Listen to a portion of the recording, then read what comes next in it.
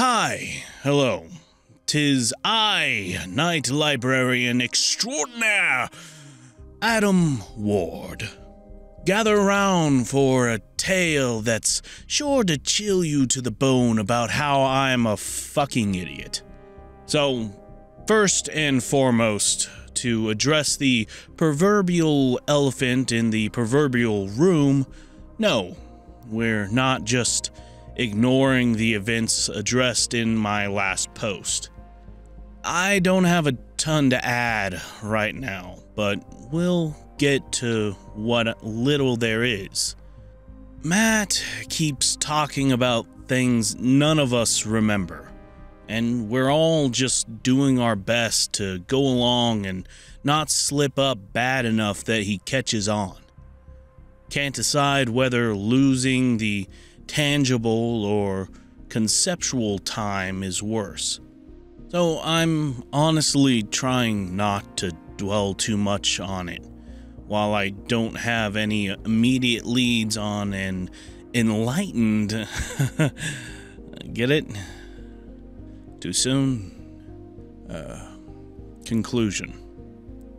Anyway, for now, let's shift our focus to other replay-worthy instances, i.e., one in particular that I've been promising to talk about for a while, but haven't gotten around to until now because it was evidently sick of being ignored and determined that today was good a time as any to rear its nasty fucking head again. Yep, you heard right. This shit went down today, so forgive me if I'm less eloquent than you, my esteemed guests of YouTube. It's been a hot minute, but I believe it was in the post where Matt was giving Wiley and I the rundown of the library's lore that I mentioned in passing that the coffee pot had put a personal hit out on me. For the emphatic purposes of reiteration, it did do that. Not one of my finest moments, but not to worry, because today I had a shot at redemption. I had a chance to show that fucking hunk of plastic and glass who's boss. The opportunity to tell the world's most motivational comeback story fell into my lap, and I absolutely fucked it. But let me back up a minute first.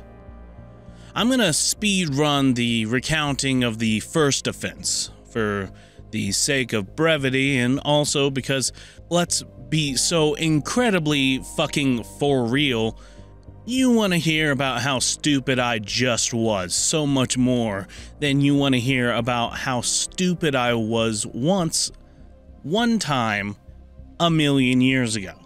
Also, the first one wasn't really my fault, so markedly less entertaining, probably. Anyway, to reset the scene in case you've forgotten, which I'm sure you have by now, it was the night of a power outage, which in this case was caused by a snowstorm. However, the showcase situation at hand went down pre-power outage. I'm a dumbass, but not quite a monumental enough one to try and make coffee without the ability to turn on the coffee pot. So, early evening, lights were still kicking. Wiley had just accidentally opened a door, fifth rule, and we were attempting to recover from the mess that brought down upon us, involving a colorless, odorless substance that mimicked baby powder in appearance but caused a reaction reminiscent to anaphylaxis when inhaled, while also attempting to prepare for the inevitable death of the building's electricity. It flickered a couple of times already, and we all knew it was just a matter of time. Matt and I had already dragged out the generator and 2 moderately functioning battery-powered camping lanterns. We managed to scrounge up from the depths of the supply, that means bullshit, closet, but I had the brilliant idea that maybe if I made a pot of coffee, it would retain enough heat to help keep us a little warmer throughout the night. The coffee pot in this particular instance was full of sludge. That, in and of itself, was fine. It's full of sludge about 10% of the time, and true to the rules, all we have to do is dump it out and give it a good rinse before we use it again. However, I, in this particular instance, was still battling the effects of baby powder anaphylaxis. The reason it's written into the rules to plug our noses when we're emptying the brackish, phlegmy substance in the sink isn't related to breathing. It's about the scent. I don't know exactly how to explain the phenomenon, but I'll do my best. Think of it as almost opposite in concept to smelling salts. If you've never experienced them before, the idea is that they wake you the fuck up. They promote better, deeper air passage to the lungs and raise your heart rate and blood flow just enough to give you a nice head rush. Effectively like an instant energy boost. This shit does not that. It would be less dangerous, probably, if all it caused was loss of consciousness. Which it does do, of course.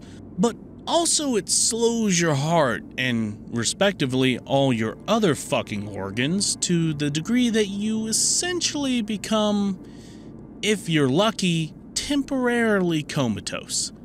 I started coughing. That was what did it. It was just a tickle in my throat at first, and I tried to ignore it, tried to swallow it back until I could finish the task at hand, but on my next inhale, thumb and forefinger still clamped dutifully over my nostrils, I choked. You could use your imagination, probably, to fill in the blanks of that one. It wasn't cute. Fiend. Wiley found me on the floor and ironically did use smelling salts to wake my ass up. Took me a minute to catch my breath, but afterwards I was ultimately fine, if exhausted. That's pretty much that on that one. Now, back to the present. Jenny was on the desk when I came in, and she beckoned me over to her with a wave of her hand, holding on to the corner of the cover of a poor, battered copy of Don Quixote with her fingertips. Ew, I remarked as soon as I was close enough to get a solid visual. It had certainly been subjected to some manner of liquid damage, and there was some wear along the top of the edge of the spine that looked suspiciously akin to teeth marks. It's moldy, Jenny announced, popping her gum. You want it? No, I told her, circling the counter and plucking the book from her grasp. The trash wants it. By all means, she said, bending to pull the small wastebasket out from beneath the desk. Beat him.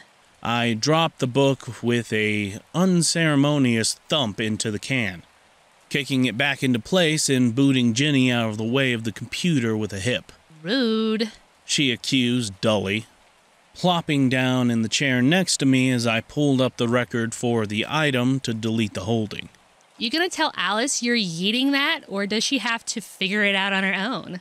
I shrugged. She doesn't need to know. Nobody reads that shit. No use recording it. Jenny tipped her head in a fair enough manner and pulled open the top drawer of the cabinet to her right. extracting a nail file. Hey, so, have you been having, Nightmares? I guessed, because I had. She popped her gum again. I'm having a hard time remembering them, I admitted. It's kind of like every time I wake up, I know I was just scared shitless, but I can't figure out exactly why. Yeah. She said. She was filing her pinky nail to a point, tapping the tip of it with her thumb. I keep waking up and, still seeing stuff, writing all over the walls. But I can't read any of it, and then I blink a few times and it's gone. I turned to face her. Does it look like the runes or whatever that were in those books? The ones that... Yeah. She repeated.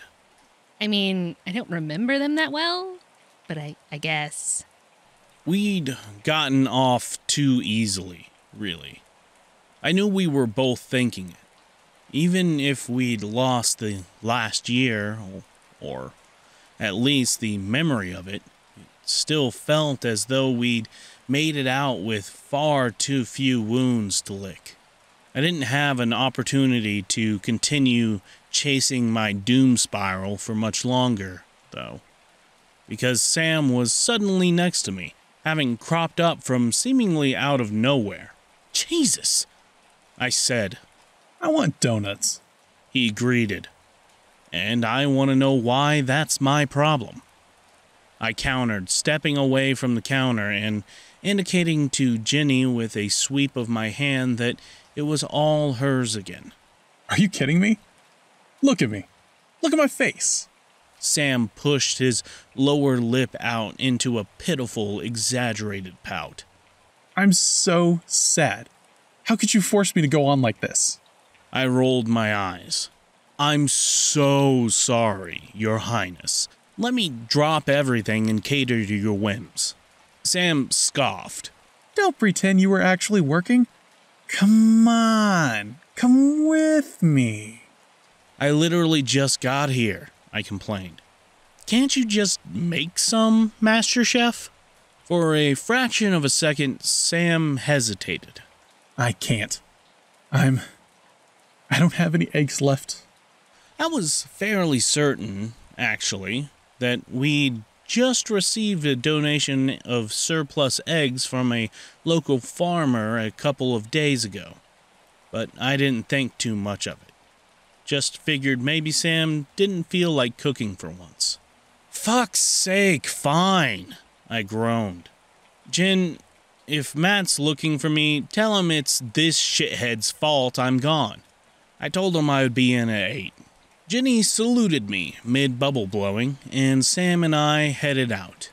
There's a bakery just across the street and a couple of doors down called Charmed Confections that prides itself in its expansive opening hours, 6 a.m. to midnight. So, naturally, we frequent it, given that our little strip of town is essentially desolate outside of standard 9 to 5. When we pushed our way inside, bells above the door jingling a jovial tune, Ash, a regular evening shift employee, greeted us with a bright smile. There was something comforting in their presence, and I realized absently that it was likely because I couldn't have been sure they'd still be there. Their hair was a little longer than the last time I'd seen them, or the last time I remembered seeing them, but nothing else seemed to have changed much. Similarly to the way Matt and all of our patrons thus far had been acting, we certainly weren't received by them as though we'd just resurfaced after a year-long disappearance. Hey guys, what's it going to be tonight? They asked, tapping the screen of their payment terminal to wake it up. Donuts! Sam trilled, skipping up to the bake case.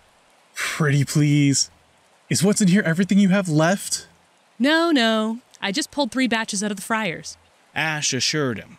I've got chocolate-covered strawberry, sour cream, and cinnamon cider in the back.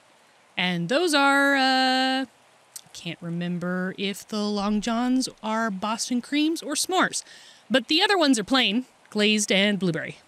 Oh my God! Sam drooled. Give me everything. 2 of each. You got it, boss. Ash chuckled. Give me just a sec to finish up the ones in the kitchen, and I'll have them right out. Literal love of my life.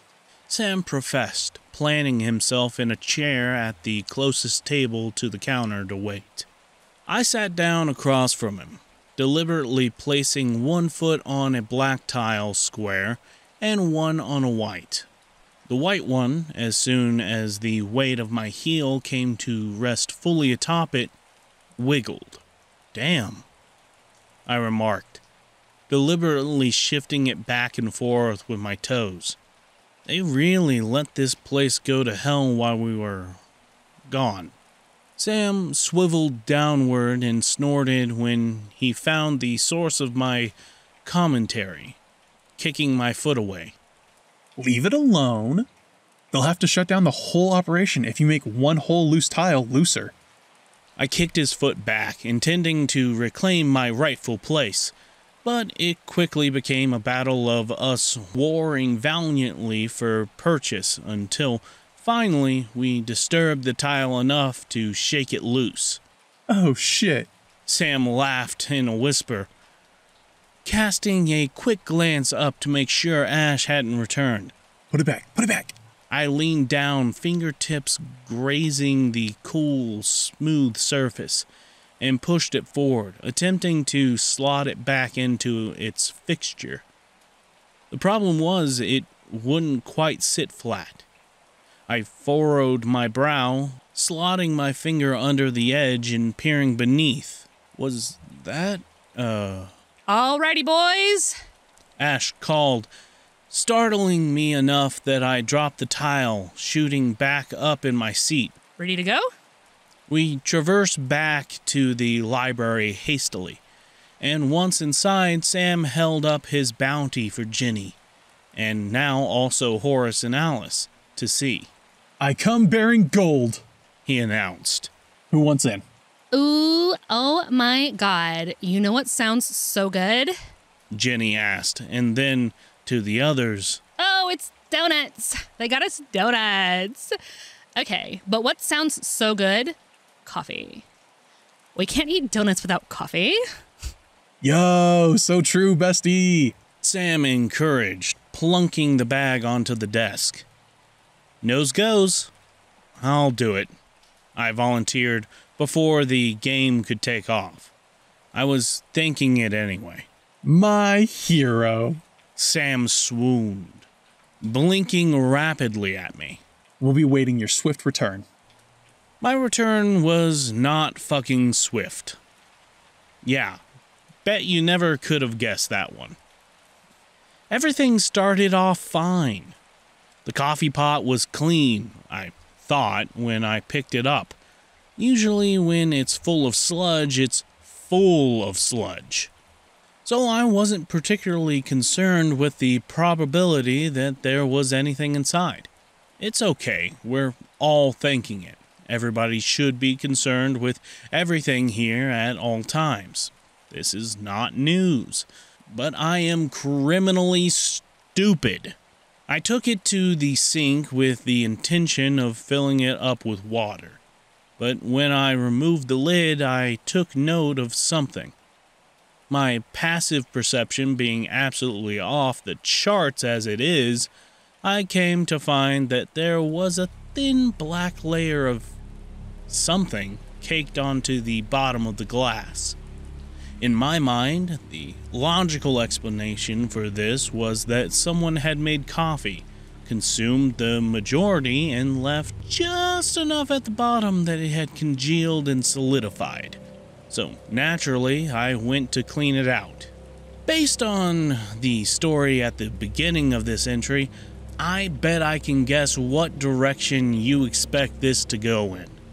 But don't fear, I didn't give myself an opportunity to smell it.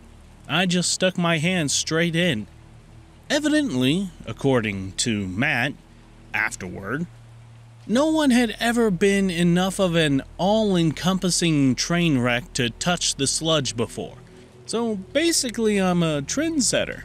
It started its ascent up my arm with such immediacy that I didn't have time to process what was happening.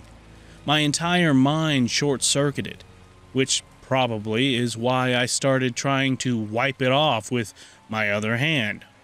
But Adam, wouldn't that cause it to... Yeah. Yes. That did cause it to spread. Gold star for everyone. It was faster than a motherfucker, too. I felt the panic setting in too quickly to even attempt to ascertain what I should be doing. What might be the reasonable course of action. Because in seconds it had encased both my arms and was crawling up my neck. I opened my mouth, intentions set on calling out for help, but before I could make a sound, the sludge sloshed its way upward, further, and it was all I could do to clench my jaw in time to keep it from spilling inside. The entire upper middle section of my body was encased in black, tar-like goop, and I was coming fairly swiftly to the determination that I couldn't move my arms, which meant that when it inevitably spread to my legs, I likely wouldn't be able to move those either. I swear to God, I at least had the common sense to run. What I didn't have, however, was the coordination. I expected, when I fell, to hit the ground and stick to it, the way I had when the Robodactyl had covered me in her slime. That wasn't what happened, though. This muck, whatever it was acting as more of a full-body cast than an adhesive. When I kicked my feet, my legs, even the sections of them that were fully coated, still rose from the floor. It was just that I wasn't able to move them independently above the knee, or soon below the knee. If it feels like I'm rushing through relaying this, I promise you, I felt like it was happening in 2 times speed. By the time I felt it oozing down my calves, it started to register that I couldn't breathe, or hear, or see. My best advice, probably, if someone ever came to me in the condition I was in at the time, would be to remain as calm as possible. But that really, truly is easier said than done. I was sure, in that moment, that all of the stupid shit I've ever gotten myself into in this godforsaken fucking place, this was it. This was the one that was going to take me out. I couldn't even hyperventilate. The shit had sealed up my mouth and nose like plaster, and every inch of me was frozen solid as stone. I'd never had a panic attack without the ability to physically express my anxiety before, and let me tell you, a million fucking times worse. So I did the only thing I could. I lay there and waited to die. If I had, my last thought would have been that I didn't even get a fucking donut. But Horace had other plans for me. I pride myself in the amount of time I can hold my breath. It's not actually very impressive, but it is 2 minutes, which feels like a lot when you're doing it. But I was on the verge of losing it. There was a softness creeping into the edges of my consciousness, almost as though sleep was petting my hair like a child, inviting me to drift peacefully away. If I'd passed out, that would have been the end. The body's reset is to force start breathing again, and there was no way for it to do so. It was over. I was done. And then I was drenched. When my vision returned to me, Horace was standing over me, as frantic as I had ever seen him appear, holding a large blue bucket.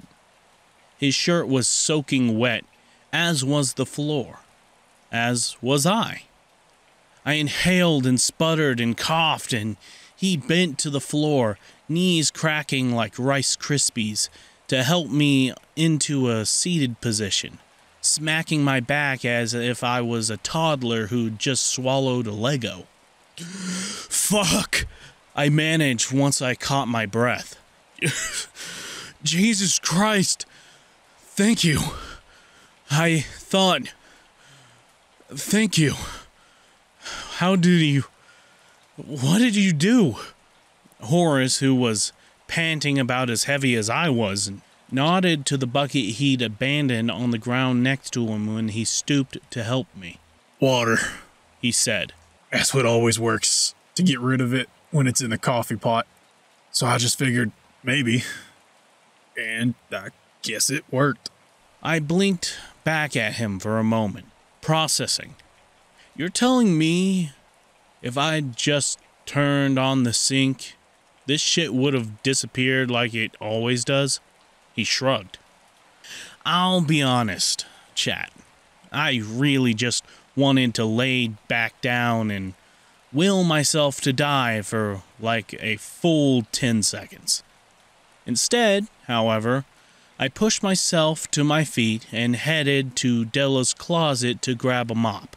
So, there you have it. Dumbfuck Supreme, Adam Ward, signing off. Until next time. P.S. I did get a donut. Best fucking thing I've ever tasted. Coffee be damned. Hello, everyone. I hope you've enjoyed the story so far for the Night Library. This will be the last one for a little while, probably. There is another post in the Night Library Reddit that I'll leave a link to in the description. It is a part 1 to a 2-part story about the pool, which I'm sure everybody's excited to see. It was pretty fun to read, I'll admit. And I can't wait for the next one, but I'll wait to do the narration until that's out. Until then, I hope you all have a lovely evening and an amazing week. Bye-bye.